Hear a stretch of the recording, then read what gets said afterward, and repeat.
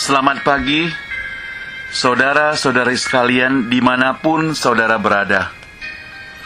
Kami dari Lentera Kehidupan Literatur mengucapkan selamat bertemu kembali dengan saudara sekalian. Pendeta Somiman Saud akan menyampaikan firman Tuhan melalui video klip ini yang dikonvert ke dalam YouTube. Kiranya firman Tuhan yang disampaikan boleh menjadi berkat bagi saudara sekalian. Nah saudara, jikalau firman Tuhan yang disampaikan menjadi berkat bagi saudara sekalian, beritahukanlah kepada teman-teman yang lain. Kalau saudara hendak menghubungi Pendeta Somiman Saud, saudara bisa kirim email kepada beliau dengan email saumiman@gmail.com saumiman@gmail.com. Kiranya Tuhan memberkati saudara melalui firman Tuhan yang sebentar akan saudara dengarkan ini. Terima kasih. Puji Tuhan. Puji Tuhan.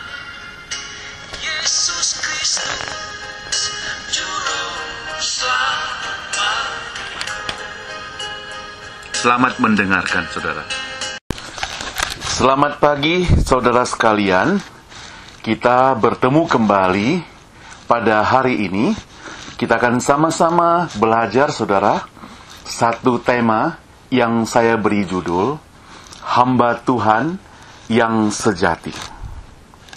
Mari kita sama-sama melihat Injil Yohanes pasal 1 ayat 6 sampai 8. Demikian firman Tuhan. Datanglah seorang yang diutus Allah, namanya Yohanes. Ia datang sebagai saksi untuk memberi kesaksian tentang terang itu, supaya oleh dia semua orang menjadi percaya. Ia bukan terang itu, tetapi ia harus memberi kesaksian tentang terang itu. Demikian firman Tuhan. Kita berdoa. Bapa di surga, terima kasih untuk firman Tuhan yang sudah kami baca. Persiapkan hati kami Tuhan untuk mendengarkan uraian firman-Mu. Berikan kekuatan kepada hamba-Mu yang akan menguraikannya. Kiranya apa yang disampaikan menjadi berkat bagi semua yang mendengarnya. Hanya dalam nama Tuhan Yesus, Juru Selamat kami yang hidup, kami berdoa. Amin. Hamba Tuhan, penginjil atau pendeta, demikian sebutan yang sering kita tujukan buat seseorang yang dipanggil secara khusus melayani penuh waktu untuk mengabarkan Injil. Nah, sebagai orang Kristen yang lahir baru, pastilah ia akan menghormati dan menghargai orang-orang yang disebut hamba Tuhan ini. Tadi saya garis bawahi yang lahir baru.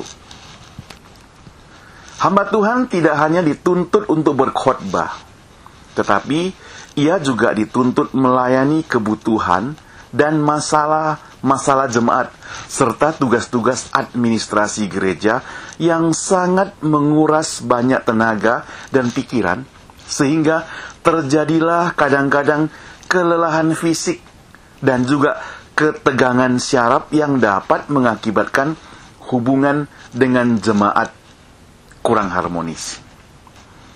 Nah saudara, bila ada salah paham dan perbedaan pendapat karena pertimbangan yang benar dan jujur, secara khusus dengan jemaat yang tanda kutip disegani di gereja, ia merasa tekanan atas posisinya yang semakin terjepit. Ketidakmampuan menyenangkan setiap orang yang paling dikasihinya, dan kekecewaan karena ditentang oleh mereka yang diharapkan dapat menjadi sandaran atau memberikan dukungan moral, membuat seorang hamba Tuhan hampir-hampir menyerah karena putus asa. Nah, saudara, keterbatasannya untuk membela seorang jemaat yang menganggap dirinya benar kadangkala juga membuat jemaat menjadi kurang respek terhadap hamba Tuhan tersebut. Ditambah lagi, saudara, rekan kerja yang konon ceritanya juga adalah hamba Tuhan, saling iri, membuat hamba Tuhan itu kurang betah di tempat pelayanannya. Perhatian dan pengertian jemaat yang seringkali tidak adil juga membuat hamba Tuhan merasa gelisah. Nah, ini semua merupakan pergumulan awal. Sangat sedih, saudara, untuk diungkapkan. Di banyak gereja, seorang hamba Tuhan kelihatannya tidak dapat melakukan sesuatu dengan benar. Seringkali jemaat Tuhan mencari kesalahannya. Jemaat biasanya tidak pernah peduli betapa sungguh-sungguh si hamba Tuhan itu bekerja keras.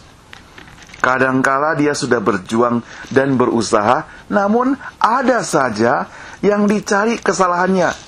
Bisa juga mengkritik sehabis-habisnya. Seseorang menggambarkan hamba Tuhan itu demikian, saudara. Coba perhatikan baik-baik. Jika tubuhnya kurus, ia dianggap kurang gizi atau kurang vitamin. Namun, sebaliknya jika ia gemuk, ia dianggap pemboros sembako, saudara. Jika ia berusia muda, ia dianggap kurang berpengalaman. Namun, jika rambutnya telah memutih, ia dianggap terlalu tua bagi kaum muda. Jika ia dikaruniai 5 atau 6 orang anak, dia dianggap tidak tahu diri di gereja, menjadi beban. Namun jika ia tidak punya anak, ia dianggap memberi teladan yang buruk.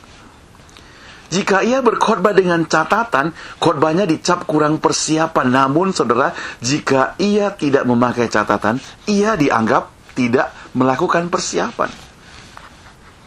Jika ia melayani orang-orang miskin di gereja, ia dianggap memamerkan diri. Namun, jika ia menaruh perhatian pada orang-orang kekaya, ia dianggap penjilat, saudara. Jika ia memakai terlalu banyak ilustrasi dalam khotbahnya, ia dianggap mengabaikan Alkitab. Namun, jika ia tidak memasukkan kisah nyata dalam khotbahnya, maka jemaat merasa khotbahnya kurang mendarat ke dalam dirinya. Jikalau khotbahnya terlalu pendek, ia dianggap kurang menggali firman Tuhan. Namun, jikalau khotbahnya terlalu panjang, maka ia akan disebut film India, saudara, karena panjang, saudara. Jika ia mencela kesalahan, dia dianggap cepat marah, emosi, kurang menahan diri. Namun jika ia tidak berkhotbah menentang dosa, dia dianggap kompromi. Jika ia mengkhotbahkan kebenaran, ia dianggap terlalu menyerang. Namun jika ia tidak menyampaikan seluruh kebenaran Allah, ia dianggap munah. Munah itu munafik, saudara. Jika ia gagal menyenangkan hati setiap orang, ia dianggap melukai gereja dan harus pergi. Jika ia membuat orang bahagia, ia dianggap tidak berpendirian. Jika ia mengendarai mobil tua, ia dianggap mempermalukan jemaat. Namun jika ia membeli mobil baru, ia dianggap menunjukkan kecintaannya pada harta duniawi. Jika ia terus-menerus berkhotbah, maka jemaat akan bosan mendengarnya. Namun jika ia mengundang pembicara tamu, ia dianggap menghindari tanggung jawab. Jika ia menerima gaji besar, ia dianggap mata duitan. Namun jika ia mendapat gaji yang kecil, ada kala jemaat yang katanya sudah lahir baru menuduh bahwasannya pendeta itu layak menerima segitu adanya. Nah, saudara, ini hanya merupakan penggambaran di atas yang seakan-akan berlebihan. Tetapi, saudara, saya ingin memberitahukan saudara yang mendengar firman Tuhan ini, bahwa ungkapan ini benar-benar terjadi di banyak tempat, di banyak gereja, saudara. Saya harap, sekali lagi, saya harap di gereja Anda, tidak ada masalah seperti ini. Nah, inilah sekilas liku-liku kehidupan seorang hamba Tuhan yang disebut sebagai pendeta penginjil. Dan anggota jemaat perlu menyadari, mengetahui seperlunya keadaan beliau. Rasul Yohanes menulis, dia katakan, datanglah seorang yang diutus Allah. Namanya Yohanes, di sini mestinya adalah Yohanes Pembaptis, saudara, yang dimaksud. Ia datang sebagai saksi untuk memberi kesaksian tentang terang itu, supaya oleh dia semua orang menjadi percaya.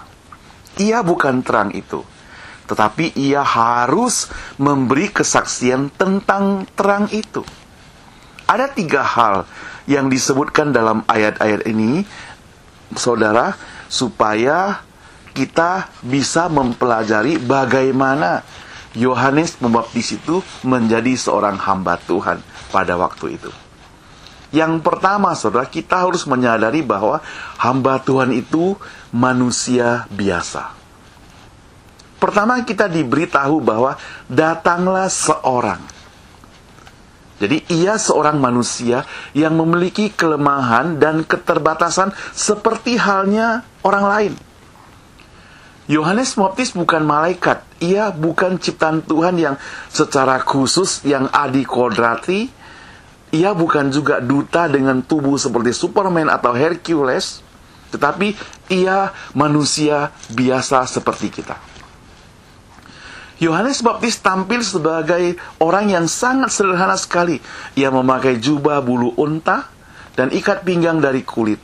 Suatu busana yang pada zamannya termasuk busana yang kasar yang dipakai oleh masyarakat bawahan.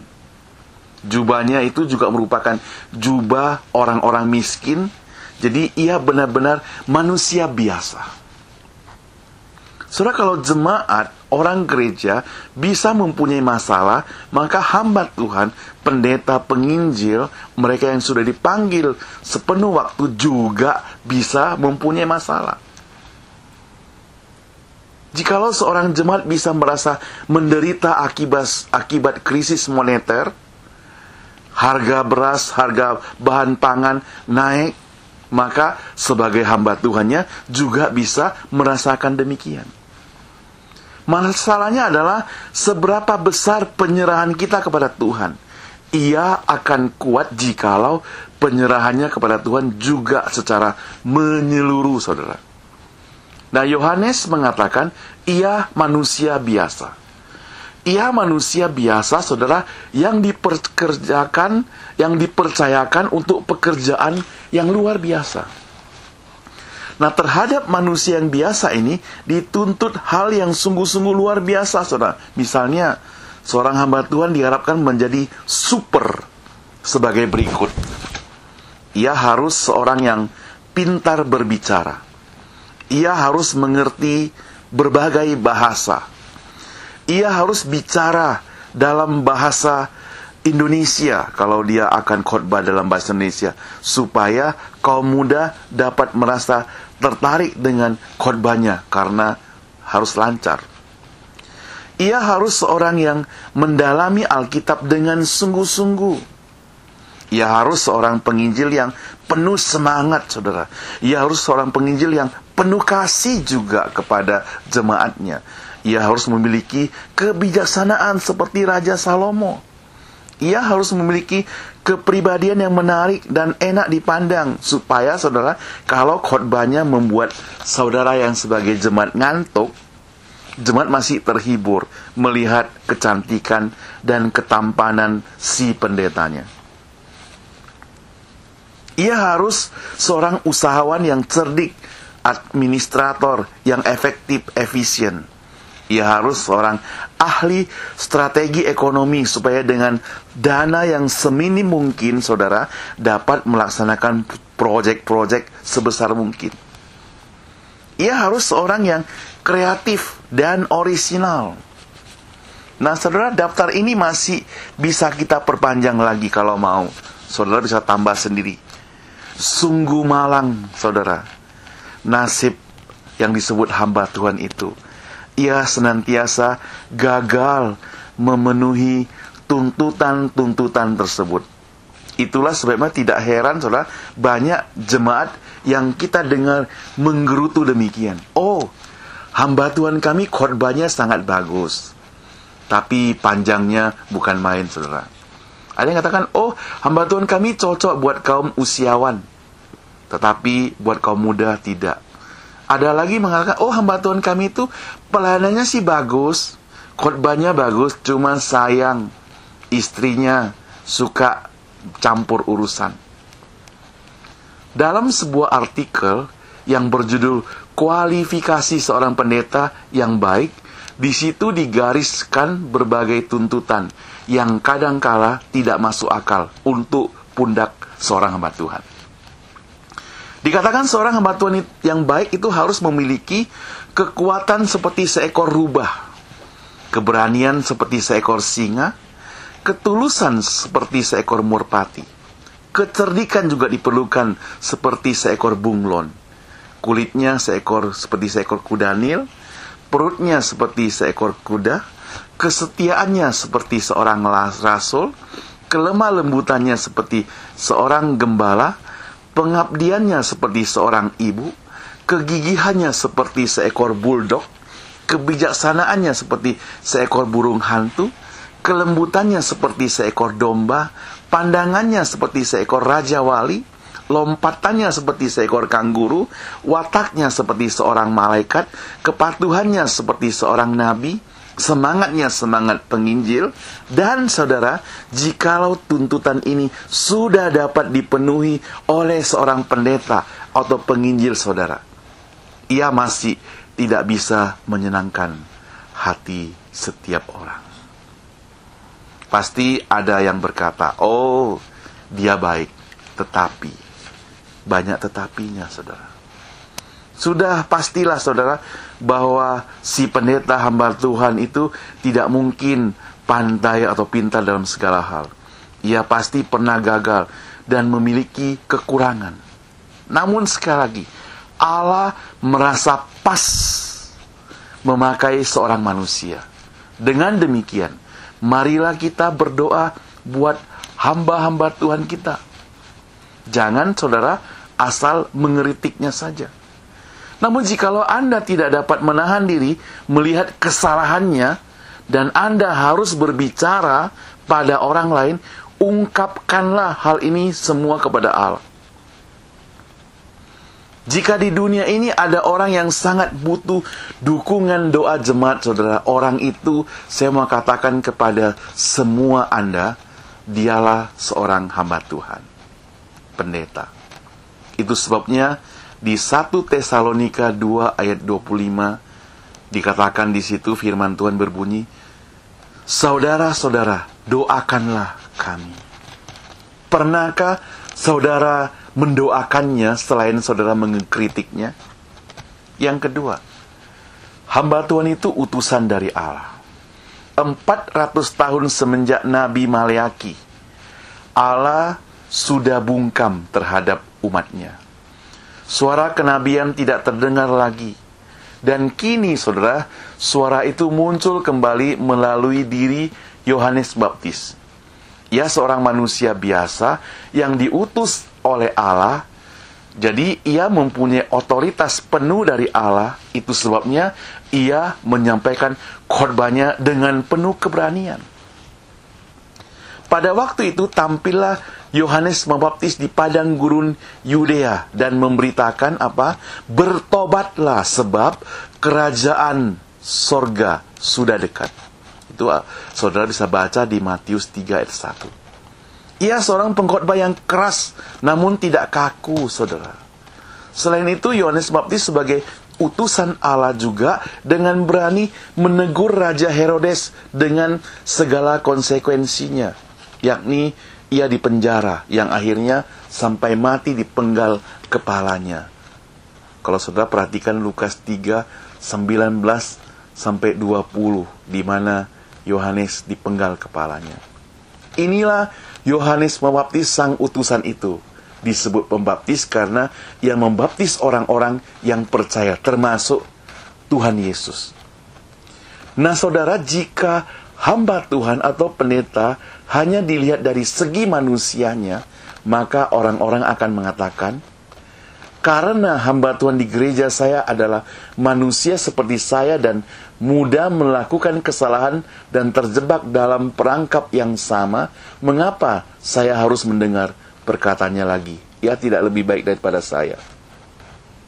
Namun karena ia seorang manusia dan fakta menyatakan bahwa mereka mengemban panggilan yang murni adalah orang-orang utusan Allah, oleh sebab itu mereka layak mendapat hormat dari kita semua.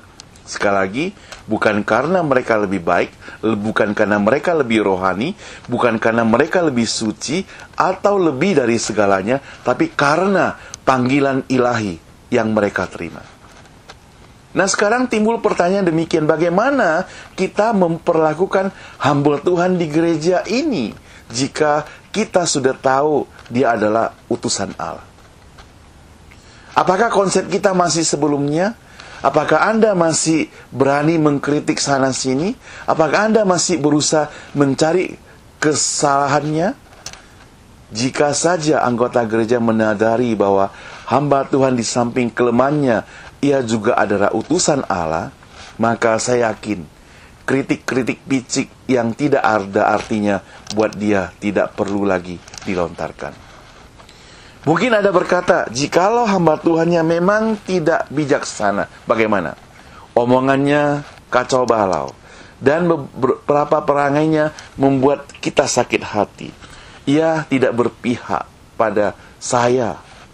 Lalu, saya akan menjawabnya, saya kenal hamba Tuhan Anda. Beliau itu mungkin alumni di sebuah seminari yang walaupun bukan satu alma mater. Ia seperti saya, seorang manusia, penuh dengan segala keterbatasan dan kelemahan. Tapi ia murni, seorang pelayan Kristus. Maka seperti dia, Yohanes Baptis, ia adalah seorang yang diutus Allah. Dan jabatan khususnya menuntut rasa hormat dari kita semuanya. Nah, saya tidak mengatakan kita harus menyembah atau menempatkan di atas panggung, tetapi marilah kita menghormatinya karena panggilannya. Seorang pendeta, dosen saya juga, dia pernah mengatakan demikian. Jika hari biasa, kaum ibu masak bakso, tetapi hari Minggu mereka masak boksu. Maksudnya, ya, boksunya yang dikritik sana-sini, khotbahnya, segala macam. Ya, bukan saudara yang mendengar, tapi mungkin orang lain. Dalam Roma 10, Rasul Paulus memberi komentar berikut tentang mereka yang mengkhotbahkan Injil. Tetapi bagaimana mereka dapat berseru kepadanya jika mereka tidak percaya kepada dia? Bagaimana mereka dapat percaya kepada dia jika mereka tidak mendengar tentang dia? Bagaimana mereka mendengar tentang dia jika tidak ada yang memberitakannya? Jika mereka tidak diutus? Seperti ada tertulis, betapa indahnya kedatangan mereka yang membawa kabar baik. Nah saudara, walaupun hamba Tuhan pendeta sebagai manusia sejati yang diutus Allah harus diperlakukan dengan hormat, memang ada saat-saat tertentu kehidupan mereka tidak konsisten dengan ajaran kitab suci. Ada yang mengaku hamba Tuhan tapi tidak mempraktekkan firman Tuhan dengan benar. Nah, orang seperti itu mungkin ada waktu untuk diberikan nasihat. Tapi sekali lagi, bukan untuk menjatuhkannya. Tapi karena kita kasih dan mengasihinya, kita ingin orangnya itu tetap bangkit kembali. Dalam 1 Samuel 26, kita membaca tentang Daud saat ia menyelamatkan nyawa Raja Saul. Contoh ini menunjukkan bahwa kita harus hati-hati jika berhubungan dengan orang yang dipilih Allah untuk suatu posisi dan tanggung jawabnya.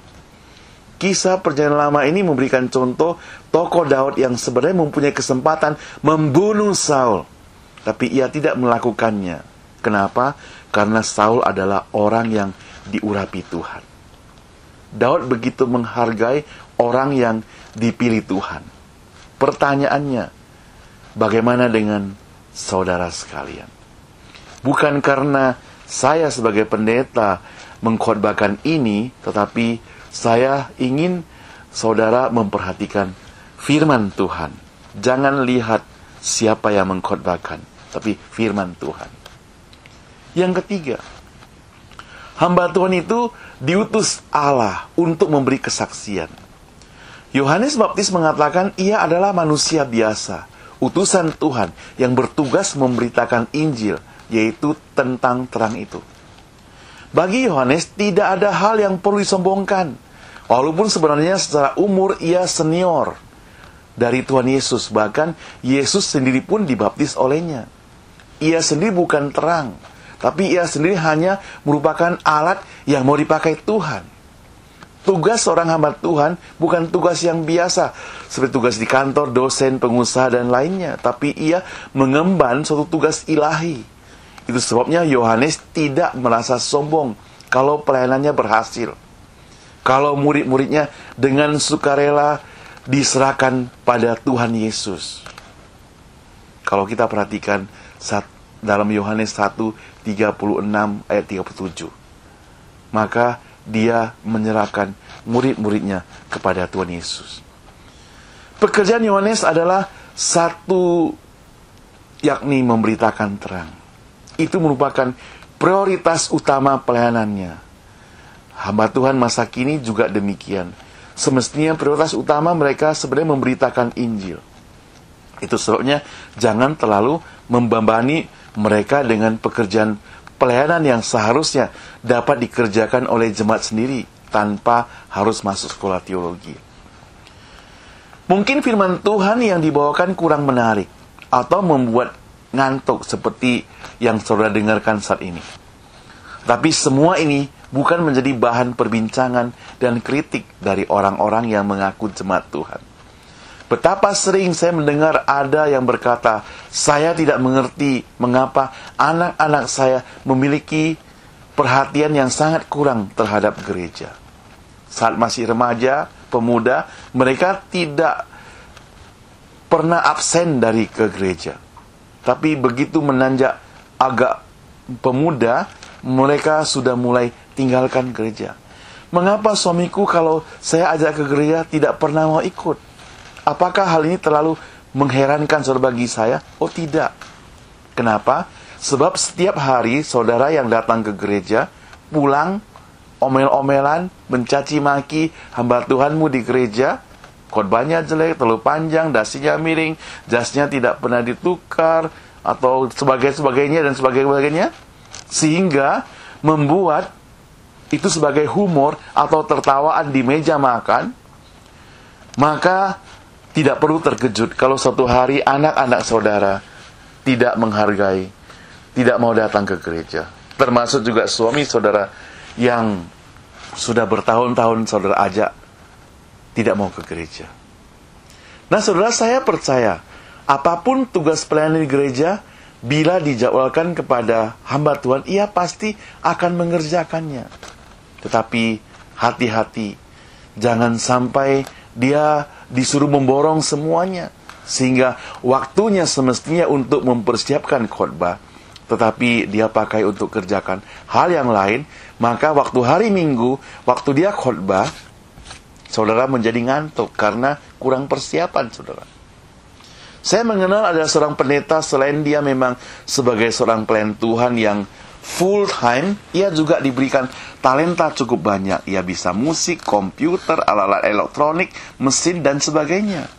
Suatu hari dalam rapat majelis, salah seorang mengusulkan supaya gerejanya itu mengundang seorang supir karena ada kekurangan untuk menjemput antar jemaat.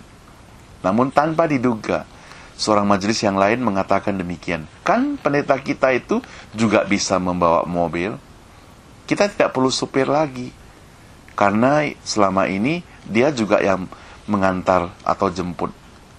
Nah saudara, jikalau tugas ini yang semestinya bisa dilakukan oleh jemaat Tuhan dilimpahkan juga bagi pendeta Anda di gereja, maka jangan salahkan kalau khotbahnya kurang persiapan saudara, atau tugas-tugas yang lain. Nah, sebagai penutup saya ingin mengulangi tanggung jawab kita sebagai jemaat Tuhan terhadap hamba Tuhannya. Pertama, hamba Tuhan seorang manusia atau pendeta, ia membutuhkan doa Anda. Sudahkah Anda melakukannya? Hamba Tuhan atau pendeta sebagai manusia yang diutus Allah, ia layak mendapat hormat dari Anda, bukan karena dia gila hormat. Yang ketiga, hamba Tuhan seorang manusia yang diutus Allah untuk memberikan kesaksian tentang terang itu, ia butuh dan layak mendapat pertolongan dari Anda yang mengaku anak-anak yang cinta kepada Tuhan. Sudahkah Anda melakukannya?